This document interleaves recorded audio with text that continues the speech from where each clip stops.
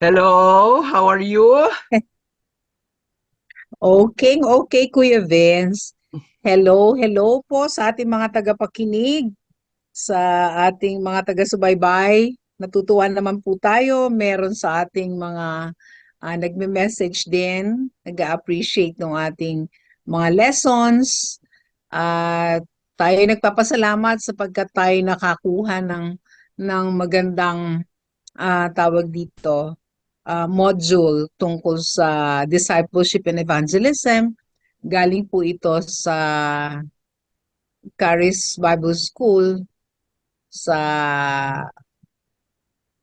school where Pastor Andrew Womack and the group ang siyang nagsulat ng buong module na ito ng discipleship and evangelism. And we're so thankful for sharing giving us the opportunity to share this dahil ito ay available kung kailangan natin po. So, Yes. At nasa gusto lesson 9 kong na tayo, Kuya Vince. gusto kong batiin yung aking kaibigan na si Tita Gay, Ligaya Katigbak at nag-message siya sa atin last time. Yung isa i-mention mo yung Oo, isang nag-message sa atin last time. oo, sandali. Babasahin ko pala yung nag-message sa ating isa. Yan, mahina tayong mag-memorize ng pangalan. So we would like to greet yung ating taga-subaybay. Dalawa po sila, si Lauro Rivera San Jose at ang kapatid nating si Ronnie Boragay Laganzon. So maraming maraming salamat po sa patuloy na pagsubaybay sa ating programa. At dalangin po namin na mas marami pa po kayong may enganyong sumabay sa inyo sa pagsubaybay, panunood, pakikinig ng ating mga programa upang lalo po tayong lumalim sa ating kaalaman at relasyon sa ating Panginoon. Okay, dire-diretso na tayo ngayon, Kuya Yes. Vince. Kumusta naman Okay. dyan? Kumusta ka dyan? Okay naman ako dito. Mas Masaya malamig naman. ngayon, Oo, mas malamig medyo ang simoy malamig. ng hangin. Kaya Oo. lang hindi ko na talaga kayang makatulog ng walang aircon. Pero naka-timer naman ako. Kaya Oo. tipid-tipid Mm. din. Para Okay. tulog na, makatulog ako ng ma, ano, ma, kasi mainitin ako eh. Kami naman, tsaka ano kasi, syempre dahil ang temperatura sa Manila is iba kesa sa Mas probinsya. mainit. Dito naman Mm. kasi sa amin, talagang super feel na feel mo yung simoy ng hangin lalo pagka sa Oo. hapon na. Feel Pwede na ka na feel talaga, kumanta. Kuya Vince. Pwede ka na kumanta ng Mm. malamig ang Malamig simoy ang ng simoy ng hangin. hangin. O, look at kaya nakaganito ako, malamig eh. Oh, saya. Ako naman init na init. Yes. Okay, Kaya diretso na ayun. Sige tayo. We're na. on lesson Mm-mm. 9, Kuya Vince. Our Yes. lesson for today is lesson 9 no ating level 1 sa discipleship and evangelism. Ito yung Identity in Christ Part 1 by Andrew Womack. Siya po Mm. mismo yung nagsulat nito and we're so happy to have this ngayong hapong ito ng Sabadong muli. So, bago po tayo magtuloy-tuloy, manalangin po tayo. Ama naming Diyos Okay. na nasa langit, kami lubos-lubos na nagpapasalamat sapagkat patuloy mo kaming ginagabayan, patuloy mo kaming sinasamahan, patuloy mo po kaming binibigyan ng karunungan, inspirasyon at biyaya o Diyos ng ah, mga salita na nais mong ihayag namin upang magkaroon ng buhay sa bawat isang nakikinig, ang iyong salita, maging magdala ng buhay ang iyong salita sa bawat tagapakinig at taga-subaybay. Maraming salamat po, Diyos, sa hapong ito. Ikaw po ang maluwalhati sa bawat bahagi ng aming pag-uusapan. Lord, I pray for Kuya Vince. Continue to use us both para maluwalhati ang iyong pangalan. Pagpalain mo rin po ang nasa technical side. Ikaw po, Diyos, ang magbigay sa kanila ng inspirasyon at pagtsatsaga sa pagsama sa amin sa buong isang oras ng aming programa ngayong hapon. Ito pong aming samot na lang sa pangalan ni Jesus. Amen. Amen. Yan. Exciting, Kuya Vince. Ito Yes. yung ito yung sabi mo nga, this is part of our inheritance, di ba? Part ng ating Mhm. inheritance is identity in Christ. Yes.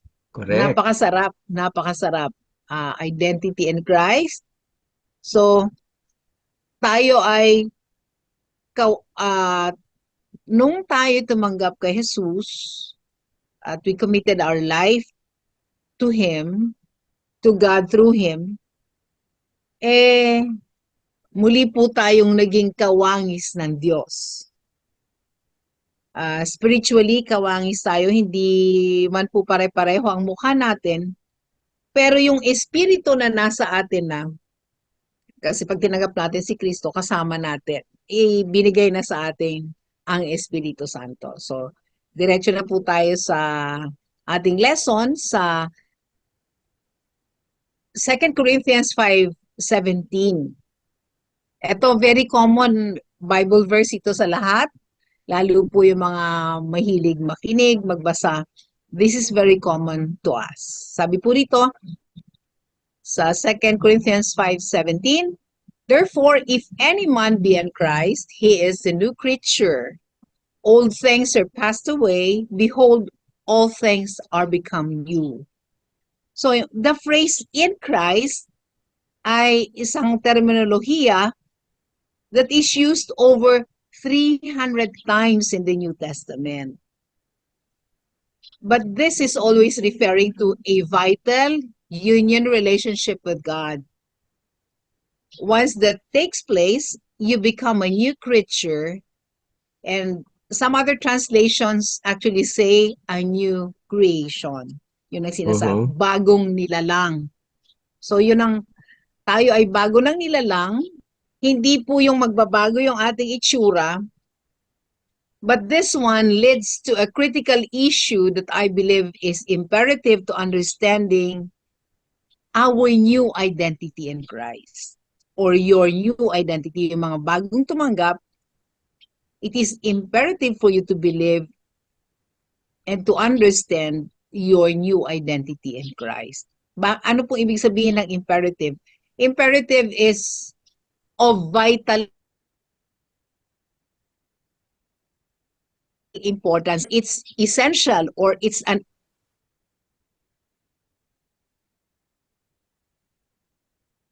place. Okay. Okay, ulitin po natin yung ano ba ang imperative. Kasi sabi ko kanina, yung new creature tayo, this leads to a critical issue that I believe is imperative to understanding our new identity in Christ. Ano po ibig sabihin ng imperative? Imperative means of vital importance, or urgent thing, or essential thing. Pero meron pang ibang meaning na binigay, ang ganda-ganda. Giving an authoritative command. So, ibig sabihin, may authority na nagko-command sa'yo to really understand this more deeply. Yun ang ibig sabihin. Na mas maunawaan natin yung ating identity in Christ. Pero this did not take place in the physical realm. This is not talking about your physical body, saying that it completely changes, that your looks changes. Hindi talaga. Maliban kung nag-diet ka, nag-exercise ka, o nag-cut at nag-ahit ka ng kilay na dati hindi naman, pwedeng magbago yung looks, physical looks. Pero ang ay hindi po yung ating mga emosyon, but what most people consider to be the real theme is yung yung ating spiritual na side ang nabago.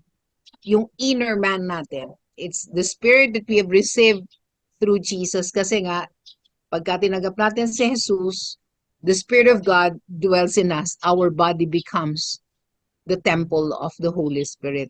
So, if you weren't too smart before you were saved, you won't be too smart after you're saved. Pero sa totoo, ako naranasan ko, may mga nagtatanong sa akin, Kuya Vince, bakit marami kaming tanong na kaya mong sagutin? Sabi nila. Sabi ko, actually, hindi naman ako ang may kayang sumagot. Lahat ng sinasagot ko sa inyo, natutunan ko sa salita ng Diyos. I believe, pagka tayo ay patuloy na nag-aaral sa salita ng Diyos, mas marami tayong, we become so smart, Oo nga eh, intellectually. ang Oo. ano lang, ang talaga, nung una kasi, nung bago-bago ako Christian, ganyan, ganyan. Nadidinig ko yan, sinasabi sa akin na ano, Mm. hindi, naiinis ako pag sinasabi sa akin yan, na hindi naman ako talaga yon kasi si God talaga yon. Yung Mm. kapag kapag ka hindi ka kasi talaga pa malalim sa Panginoon, hindi Hindi maintindihan yun maunawaan. eh. So Oo. talagang inis na inis ako pag sinasabihan ako ng gano'n. Katulad ng meron akong kilala, binigyan ng bagong kotse. Sino nagbigay sa'yo? Alam niya, ay Si si God God. ang nagbigay sa akin. Hindi, sino talaga yung nagbigay sa'yo? Si God nga, hindi ko maintindihan yun. Inis na inis ako. Um, Kasi nga, wala sa akin yung kultura ng Biblia eh. Yes. Pero nung lumalalim na ako sa Panginoon, naiintindihan ko na yung kultura because of idolatry issues or because of glorifying God instead of the person. Yang ganyan Oo. kamukha din yan na yung ano nat kasi gusto ko lang ma-explain din sa mga tao especially kung may mga bago tayo no na Yes. talagang sa umpisa hindi maintindihan yung kultura pagka nagsabi sa hindi naman ako talaga yan. Parang ang Mm-mm. dating kasi sa mga bago, false ano yan, false humility. False humility, yes. Ang Yun ang, dating. pero pag naranasan nila, Kuya Vince, pag Oo. naranasan Kaya, nila, maintindihan kaya, nila. kaya sinasabi ko to, importante naman sa mga Kristiyanong malalim na sabihin yon sa mga bago. Na Yes po. sasabihin mo, maaaring hindi mo naiintindihan ngayon kasi hindi mo pa nag-grasp o nayayakap pa ng buong buo ang kultura ng pagiging Kristiyano. Pero ang ibig kasing sabihin doon, ang tinuturo kasi ng Biblia na kailangan maging humble at kailangan wala ang sarili. So, pag sinasabing ganito, kung i-explain mo, hindi naman na ini-explain sa akin eh. Mm. Kaya naiinis ako. Ibig ko sabihin, kasi it is a deterrent eh. It could be a Oo. deterrent sa mga Yes. bago. Kaya mag-iingat tayo. Kailangan i-explain Yes. natin. Na kaya natin sinasabi, yung kultura kasi na maiintindihan ninyo pag matagal na kayo sa pagiging Kristiyano, di ba? Ay kailangan na sabihin sa mga bago na Mm-mm. ito ay ganito, ito ay ganoon. Para hindi mainis. Easy. Kaya Mm-mm. itong ginagawa natin, experience natin yan eh. Yung experience natin, inaano natin, i-share natin. So, ayan, yun, gusto ko lang sabihin yun. Yes, okay Okay, po. continue. Ah, continue ko. Actually, ang sinasabi natin kanina na pwedeng sa pagtanggap mo yung new creation na sinasabi dito ng Panginoon ay ibinalik niya yung ating eternity. Nakasama siya. Na Mm, nawala yun nung nagkasala si Adan at si Eva. mm, So, nung nakabalik yun, naging bago na tayo. We're no longer a sinner, but we became a child of God. So, we're identified. Our identity is in Christ already. mm, Dahil si Kristo na nga, yung katulad nung nabanggit natin nung isa, na it's no longer I that lives, but Christ lives in me. So si Kristo na yung nakikita ng Ama sa atin. Bagamat nagkakamali pa tayo, ang nakikita ng Diyos Ama ay yung tinanggap natin na tinapos si Kristo doon sa krus. Na pagka ang tinignan pa kasi ng Diyos yung dating tayo, hindi niya na yung new identity natin kay Jesus, kay Kristo, masasayang yung ginawa ni Jesus. So, yun po yung ibig sabihin noon na hindi na tayo, kundi si Kristo na sapagkat siya na ang nagbayad ng ating mga kasalanan. So, hindi na tayo makasalanan. Identified na tayo with Christ, kaya adopted tayong mga anak ng Diyos sa pamamagitan ni Jesus. Kung naunawaan niyo po yung ibig sabihin noon. Kung illegitimate tayo, we hindi nga illegitimate eh, kasi anak tayo ng kaaway ng Diyos dati. Nung hindi pa tayo tumatanggap kay Kristo, anak tayo ng sanlibutan. Anak tayo ng hari ng sanlibutan. So, nung tayo tumanggap kay Kristo, we became a citizen of the kingdom of God.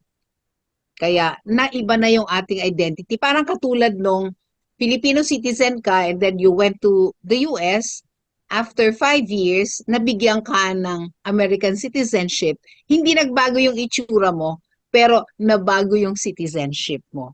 And yung karapatan ng isang Amerikano, kahit Filipino ka by blood, dahil na naturalized kang Amerikano, you have the same rights and opportunities in that land dahil po doon sa naging natural citizen ka na nung bansang yon. Katulad po yan ng pagtanggap natin kay Kristo, we became a citizen of the kingdom of God. Yun po yung nabago sa atin. At yon ang magdadala sa atin sa mas higit na malalim na kaunawaan habang ipagpapatuloy ni Kuya Vince ang discussion natin tungkol dito sa identity in Christ. Okay, dito tayo. This is sinasabi ni Ate Grace, it would lead to the third part kasi nagkaroon na siya ng first tsaka second. Ako naman yun sa third.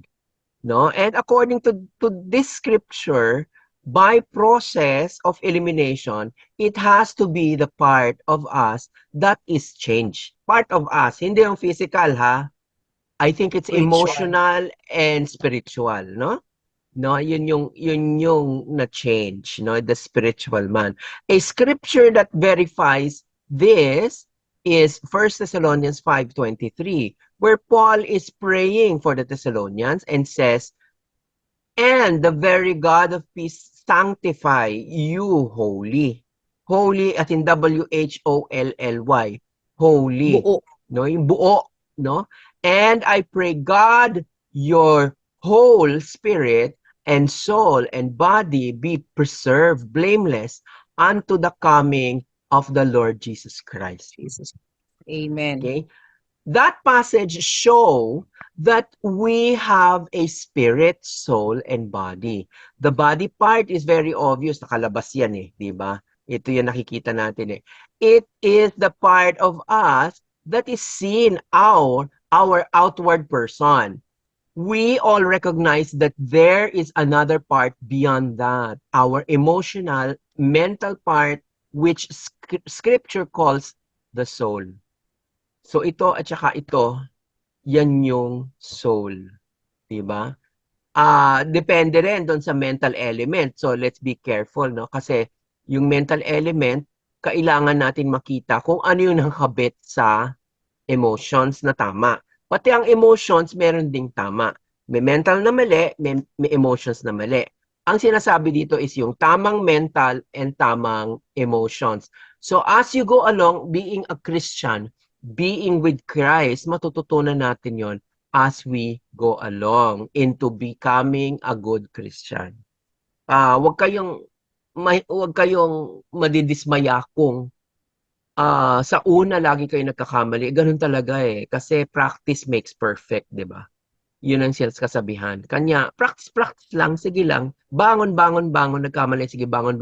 Kaya lang, pag matagal ka na sa faith, hindi ka na bumabangon, napapagod ka na, ay may problema yon. Kasi yung emotions mo, hindi nakokontrol ng banal na espiritu. Kasi importante makontrol ng banal na espiritu ang emosyon at saka yung utak.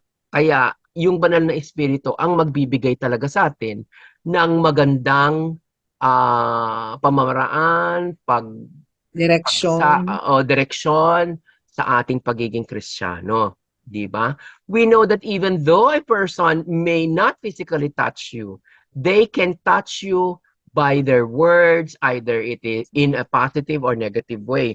Most people are in tune with the physical soulish part. But according to the scripture, there is another part, which is the spirit. Talagang ang hindi ginagamot, ang inaayos ng Panginoon talaga sa atin yung spiritual nating Spirit. pagkatao. Diba? The Spirit is part of us that is changed and is new after salvation. It is actually the life-giving part. James 2:26 says, "For as the body without the Spirit is dead, so faith without works is dead." Is the Kaya may faith naman tayo, meron tayong faith, pero hindi naman din tayo gumagalaw.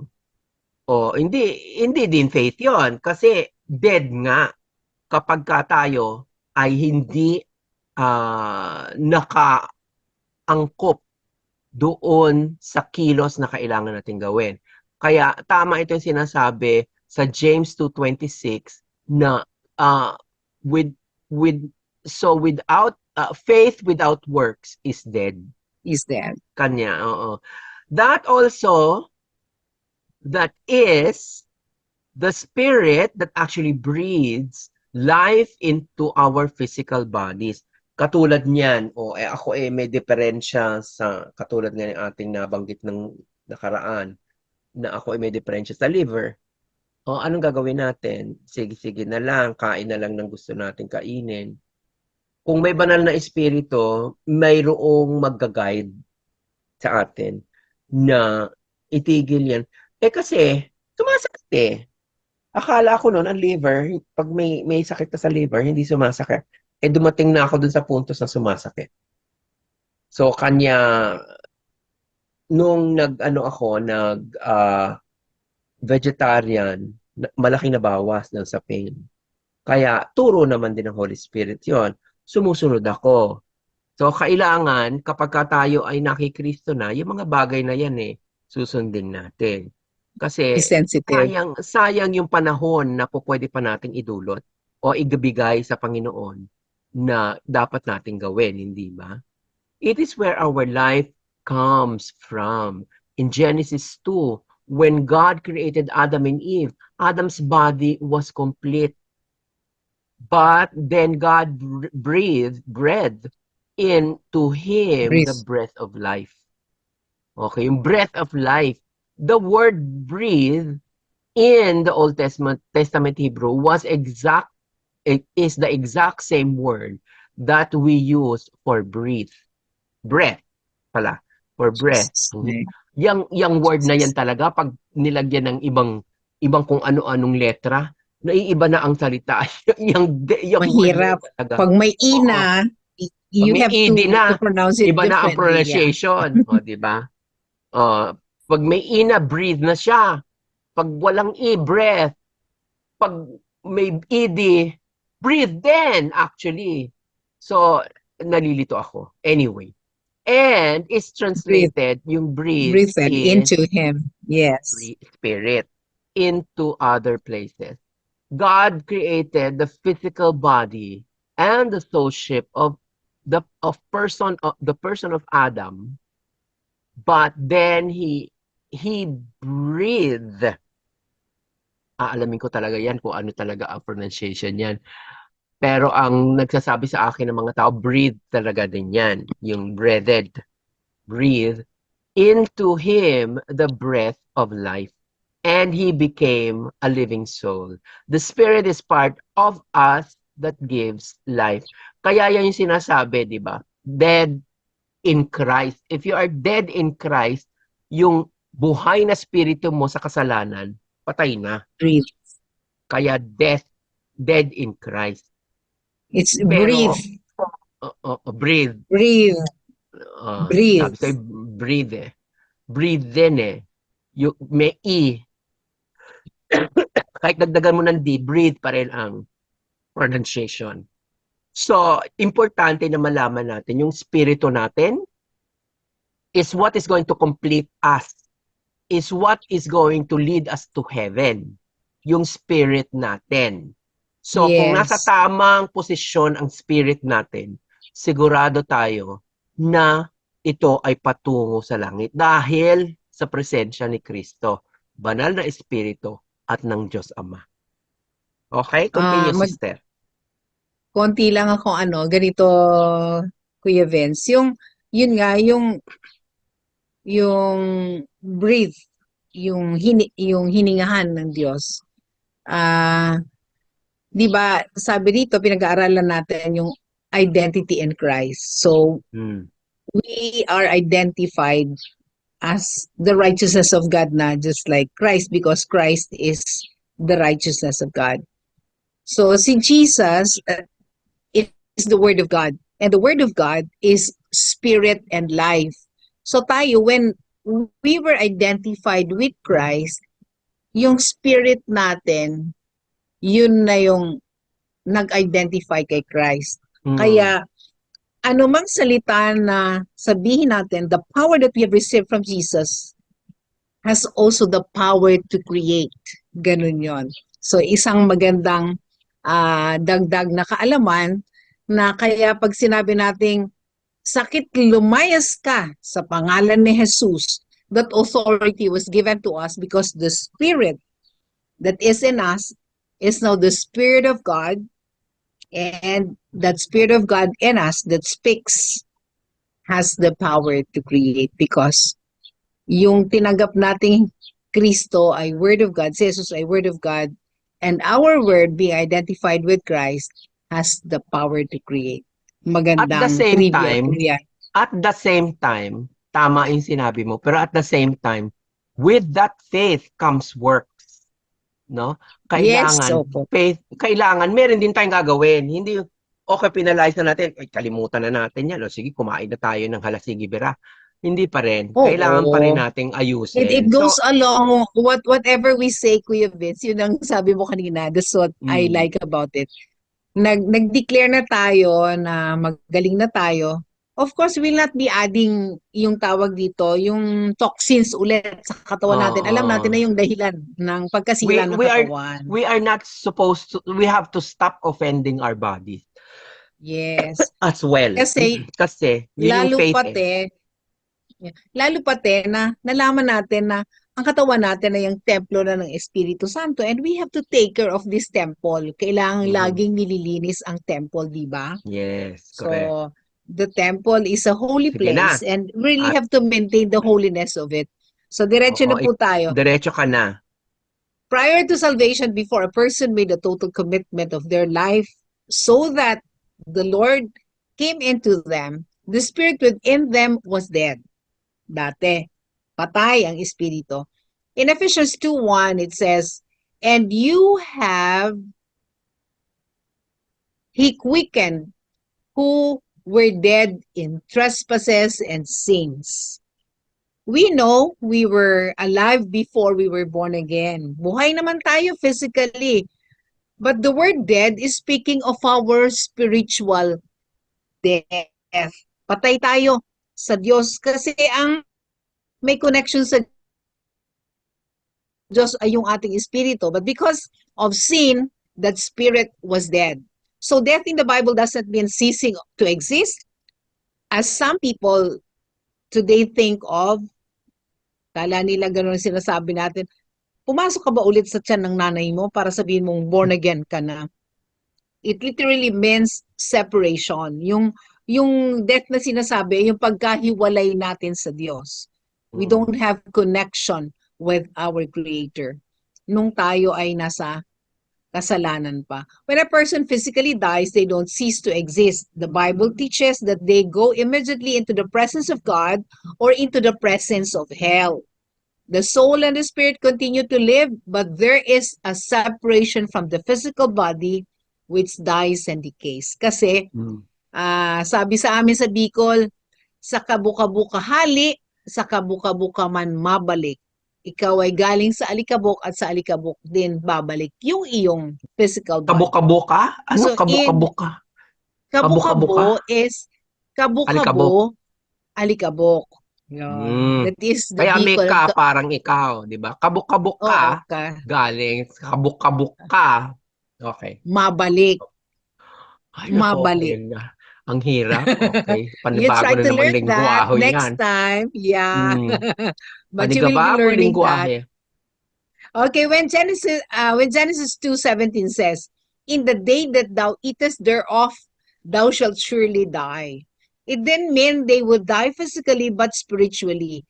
That they would become separated from God. Yun ang ibig sabihin ng Diyos. Mm. The spirit, the part that God breathes into us, which actually gives life and motivation, became separated from God's supernatural life. His holy and complete life, what the Bible calls Zoe life, or life in an absolute or abundant sense. Man then began to degenerate. He still functioned, but he was functioning independently, separated or separately from God. That's really what causes all the problems in our lives. Kasi hiwalay tayo sa Diyos. All of our emotional stresses. Pero pag nasa Panginoon ka, meron ka mang stress, na ma-manage natin. Naalala ko yung sinend ko sa iyo, Kuya Vince, na pagka nai-stress ka, meron kang depression, you go out to the nature and give glory to God. As you see the beauty of nature, you will be seeing the glory of God, and it will be creating chemical changes in your body that would really improve your emotions, would improve your mental ability, and will bring you to giving glory to God. So yun po yung ibig sabihin nun.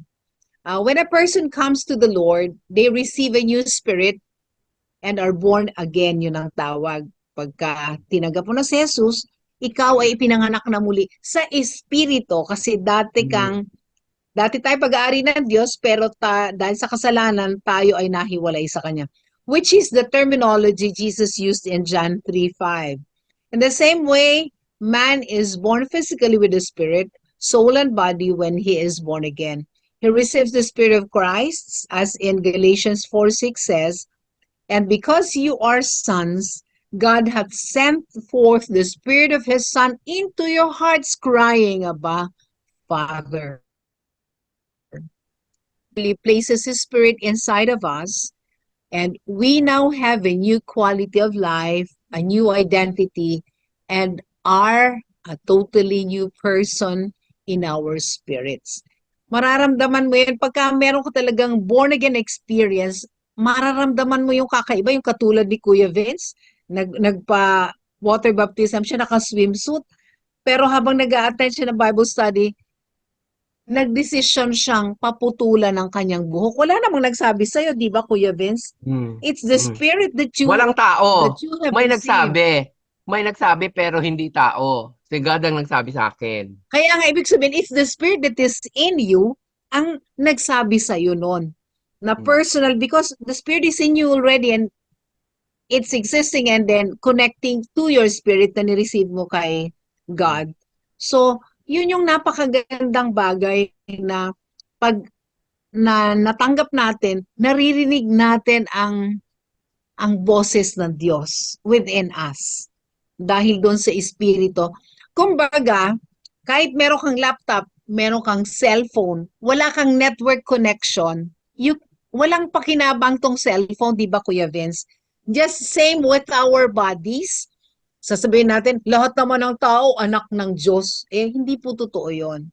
Tao ka nga, pero dahil makasalanan kang tao at hindi mo tinanggap yung signal mo, yung way, katulad ng sinasabi sa John 14:6 that Jesus said, I am the way, the truth, and the life. Siya yung signal natin, siya yung internet connection natin sa Ama.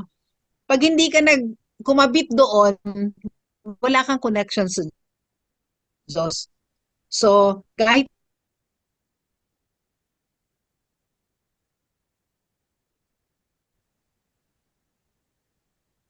So, yun nga po yung sinasabi natin na dahil doon sa Espiritu na binigay sa atin ng Diyos nung tayo tumanggap kay Jesus, kaya tayo nagkaroon ng connection sa Ama.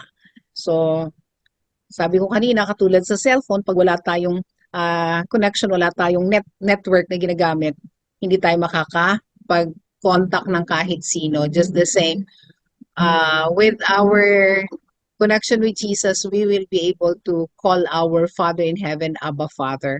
So, yun Kuya Vince, ang isang magandang bagay, and you please continue. Okay, dito na tayo sa last part.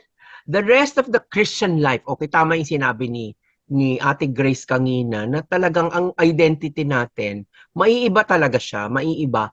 At maraming struggles. Like ako, ang pinakamabigat na struggle sa akin yung cutting off soul ties, yung cutting off expectations, cutting off emotional dependencies.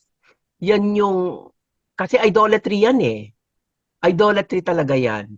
And that is going to slow you down with your progression in spirit. Kanya, importante din na maintindihan natin yung sinasabing spirit. Kasi, ano yan,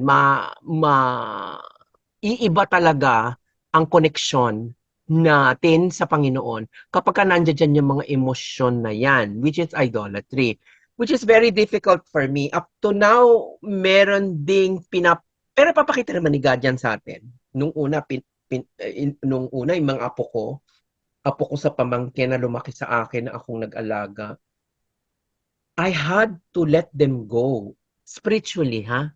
Not physically. But I have to let them go kasi I was so attached. Hindi ako mabubuhay nang wala yung mga bata. I had to let them go spiritually. Hirap na hirap ako. Talagang I had to cut off my connections with them. And ganun din yan kasi parte yan ng ating buhay, yung spirito na yan, the spirit inside us. Kaya the rest of the Christian life is learning in your soulship, mental realm, and what has taken place in your spirit. The truth is, 1/3 of our salvation is over. Sorry, again. The truth is, 1/3 of our salvation is over when you receive Jesus Christ as your Lord. Your spirit becomes completely changed. It is the exact same spirit you will have throughout eternity. Ano ba 'yon? Kaya sinasabi we are citizens of heaven. Once you have received Jesus Christ as Citizens your of Lord and heaven. Savior, we are citizens of heaven. Nagkakaroon tayo ng panibagong citizenship as a Christian. Kasi yung spirito natin binabago. Yung mga expectations natin binabago.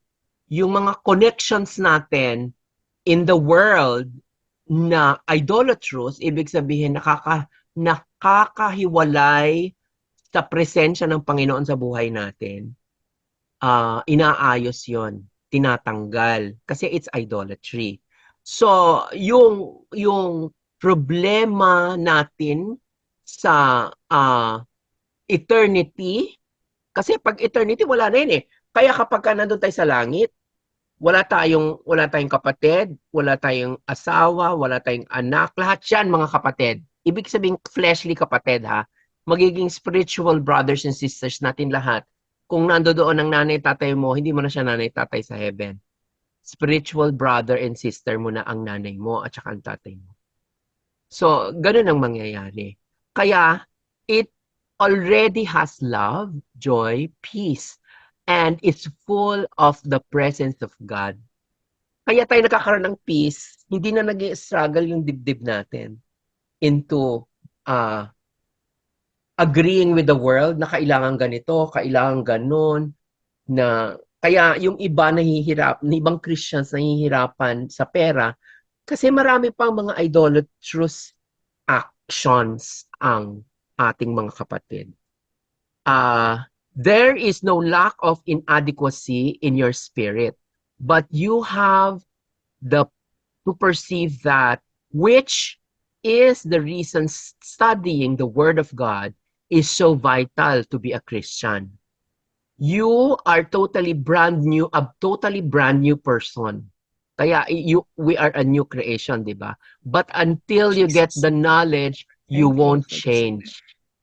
Victory in the Christian life comes when you are able to look at the world, into the world, which is spirit and life. See who you are, Be see excellent. what God has done, and begin to believe it. Ito yung ginawa ng demonyo sa atin.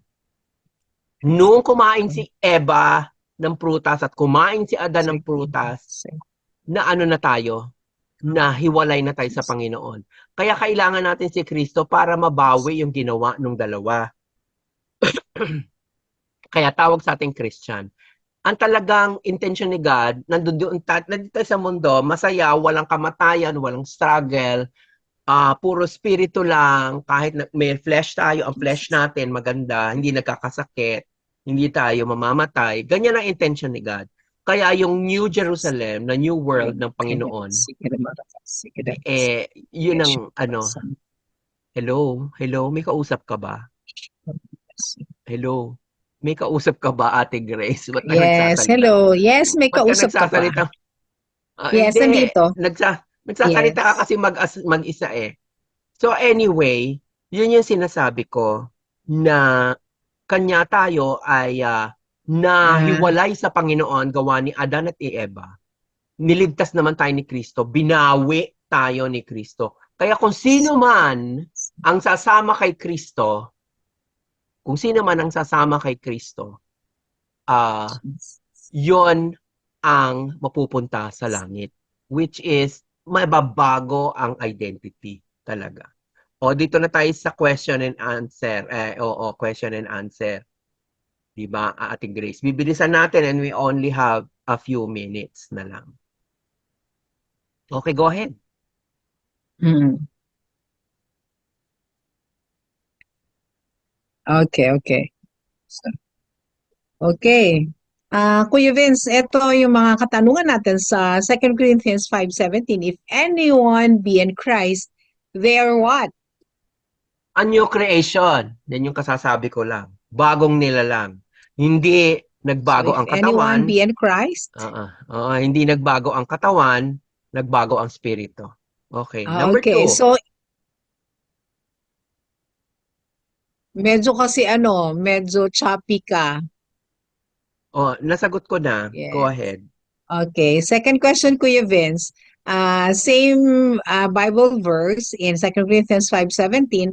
What happened to your old things? Ano nangyari? Wala Pagka na. ikaw okay, fourth question is in Ephesians 2:1. What was your condition before you were born again or made alive? Ay, nako. Dead. Ibig sabihin ng dead ay wala talaga. Ang buhay ko ay patay. Ibig sabihin, pag sinabi natin patay ang buhay Spiritually. natin, yung spiritual deadness, kasi sige-sige tayo sa kasalanan. So pagka nasa kasalanan, dead tayo in Christ. Kanya, yung buhay ko dati ay patay, 'di ba? Parang masaya ako na maganda ako, which is mali. Hindi naman kasi yun ang talagang image ko. Okay, ako na ang magtatanong sa iyo ng 4 na tanong. Yes. Okay. Sa Ephesians 2:2, chapter 2 verse 2, as an unbeliever, how did you walk or live? Mabilis lang ha. As an unbeliever, I followed the ways of the world. Yun ang totoo. And I obeyed the devil before I was born again. And I lived in the spirit of disobedience. Sobra. Okay. Next question. Sa Ephesians chapter 2 verses 3 to 5, what is God rich in? God is so rich in mercy. Yan ang talagang embrace na embrace ko yung awa ng Diyos talaga. Amen. Okay. Sa Ephesians chapter 2 verse 4, why is God so merciful? God is so merciful because of His great love for us. Dahil yan sa pag-ibig talaga. Siya ang ating example pagdating sa pag-ibig at awa. Yes, praise the Lord. Isa na lang ano? May isa pa ako. Yes, Ephesians okay. chapter 2 verse 5. Yan sinasabi diyan, what did God do for us while we were still dead in trespasses and sins? So God made us alive together with Christ. Nung nalala natin, so Game. So, yung ibig sabihin nun, made us alive together with Christ, tayo ay binuhay na mag-uli ng Diyos kasama si Kristo. Yun ang Yes. sagot sa number Okay. 8 question, Ikaw Kuya na. Vince. Ikaw naman ang Victory. tatanungin ko ulit Yes. ngayon. Tatlong tanong ulit sa'yo. Sa Ephesians 2:5, how did God save us? Ay nako, simple lang yan. Kaya tayo na-save, katulad ng sinabi ko kanina, si Kristo, siya yung dahilan kung bakit tayo na-save dito sa eternal damnation. So, it is by His grace. Diba? Amen. By So His grace. in 1 Corinthians 6:9-10, can you relate with any of these descriptions on this list? Yung mga Yes listahan naman. nung Yes naman, 'di ba? okay, Kasi nga yan na yung sinasabi na kailangan nating maging, 'di ba? yes. Okay, sa verse 11 ng chapter 6 ng 1 Corinthians, is the word where a past, present, or future condition? Where? Siyempre, what does it Past. connotes? O syempre Siyempre, past. past tense yan eh. Past Oo. participle. Past tense, I should say. So, sa Mm-mm. O last number three 11, questions. Last three okay. questions. 1 Sige na. Corinthians 6:11, when you became born again, what three things happened to you? So, the three things that happened to me, I was washed, made holy, and justified before God.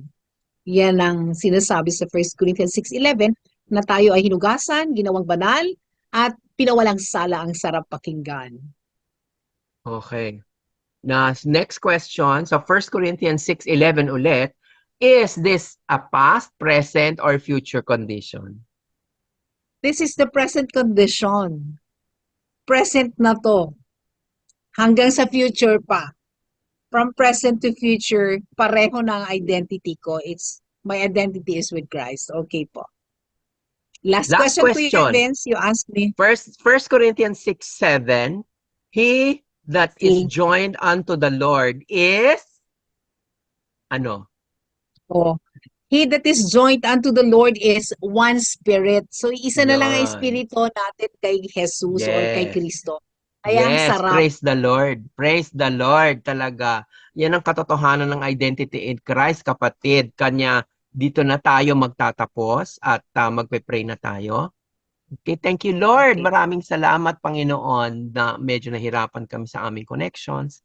Pero, Panginoon, lahat ng ito ay para sa iyo. Kaya gagawin namin ang abot namin mga kaya para ayusin ito.